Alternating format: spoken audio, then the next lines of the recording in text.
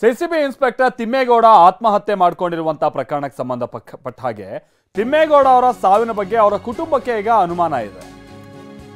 ಅವ್ರ ಕುಟುಂಬಸ್ಥರು ಏನ್ ಹೇಳ್ತಾ ಇದ್ದಾರೆ ಅಂತ ಅಂದ್ರೆ, ನನ್ನ ಸಹೋದರ ಆತ್ಮಹತ್ಯೆ ಮಾಡಿಕೊಳ್ಳುವಂತ ವ್ಯಕ್ತಿ ಅಲ್ಲ, ಬಹುಶಃ ಆತನ ಕೊಲೆ ಆಗಿರ್ಬೋದಾ ಅಂತ ಸಾಧ್ಯತೆ ಇದೆ ಅಂತ ಮೃತ ತಿಮ್ಮೇಗೌಡ ಅವರ ಅಣ್ಣ ಚಿಕ್ಕಮುದ್ದಯ್ಯ ಹೇಳಿಕೆಯನ್ನ ಕೊಟ್ಟಿದ್ದಾರೆ. ಅವರಿಗೆ ಏನು ಅನುಮಾನ ಅಂತ ಅಂದ್ರೆ, ಕೊಲೆ ಮಾಡಿ ನೇಣು ಹಾಕಿರುವಂತ ಶಂಕೆ ಇದೆಯಂತೆ. ನಿನ್ನೆ ಸಂಜೆ ಕರೆ ಮಾಡಿದ್ರು ಅಂತ ಅವ್ರ ಮಾವ ಗೋವಿಂದು ಅವ್ರು ಹೇಳ್ತಾ ಇದ್ದಾರೆ. ಕರೆ ಮಾಡಿ ಆಫೀಸರ್ಗಳಿಂದ ತೊಂದರೆ ಆಗ್ತಿದೆ ಅಂತ ಹೇಳಿದ್ರು, ಯಾರನ್ನೋ ಸೇಫ್ ಮಾಡಬೇಕು ಅಂತೇಳಿ ಹಿಂಗ್ ಮಾಡಿದ್ದಾರೆ ಅಂತ ಮೃತ ಅಧಿಕಾರಿಯ ಮಾವ ಗೋವಿಂದು ಅವರು ಹೇಳಿಕೆಯನ್ನ ಕೊಡ್ತಿದ್ದಾರೆ.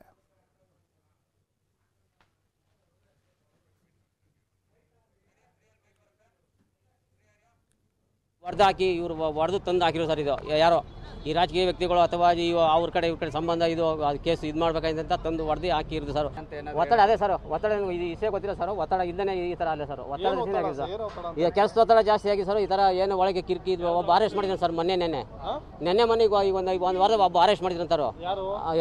ಇವರೇ ಸರ್ ಅರೆಸ್ಟ್ ಮಾಡಿ ಕರ್ಕೊಂಬಂದು ಈ ಥರ ಇದು ಮಾಡೋ ಸರ್. ಆ ವಿಷಯ ಗೊತ್ತಿಲ್ಲ ಸರ್. ನಾವು ಜಾಸ್ತಿ ಕಂಟ್ರೋಲ್ ಮಾಡ್ತಿಲ್ಲ ಸರ್ ನಾವು ಅಂತಂದ್ರೆ ನಾವು ಗೊತ್ತಿಲ್ಲ ಸರ್. ನಾವು ನಮ್ಮ ಹತ್ರ ಹೇಳಿ ಸರ್, ಅವ್ರ ಹೆಂಗ್ ಜೊತೆಲೆ ಹೇಳಿದ್ದಾರೆ ಸರ್.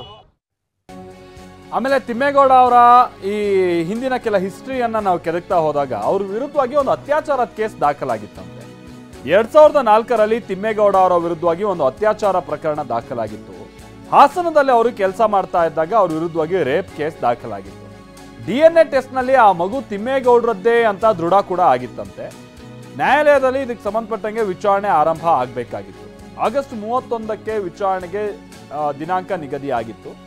ಈಗ ನೋಡಿದ್ರೆ ತಿಮ್ಮೇಗೌಡರು ಮೃತಪಟ್ಟಿರುವಂಥದ್ದು ಯಾವ ಕಾರಣಕ್ಕೆ ಏನು ಎತ್ತ ಅನ್ನುವಂಥದ್ದು ಗುಮಾನಿ ಹುಟ್ಟಿಸ್ತಾ ಇದೆ.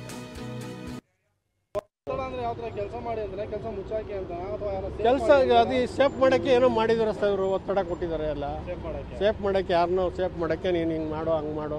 ಇದು ಅವ್ರಿಗೆ ಇಷ್ಟ ಇರಲಿಲ್ಲ, ಅವ್ರು ಇಷ್ಟ ಇಲ್ಲ ಸರ್. ಹಿಂಗೆ ಇಷ್ಟ ಇಲ್ಲ ಅವೆಲ್ಲ. ಹೆಂಗಿದೆ ಹಂಗೆ ಮಾಡಬೇಕು ಅಂತ ಅವರು ಕಾನೂನು ಪ್ರಕಾರ ಮಾಡೋರು ಅವರು. ಇಲ್ಲೇ ಇದಾಗಲಿ ಅವ್ರು ಕಾನೂನು ಪ್ರಕಾರ ಮಾಡೋರು. ಕಾಲು ನೆಲದಲ್ಲಿದೆ, ಮಂಡಿ ನೆಲದಲ್ಲಿ ಹಿಂಗೆ ಕೂತಿದೆ ಸರ್.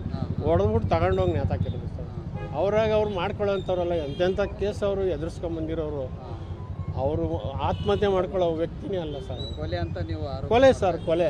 ಈ ಬಟ್ಟೆ ಎಲ್ಲ ಇದಾಗಿದೆ, ತುಟಿ ಇದು ಎಲ್ಲೋ ಕೆಂಪಾಗ್ಬಿಟ್ಟಿದೆ, ಎಲ್ಲ ಫುಲ್ ಇದಾಗಿದೆ. ಇನ್ನು ಬಟ್ಟೆ ಬಿಚ್ಚಿದ ಮೇಲೆ ಗೊತ್ತಾಗುತ್ತೆ.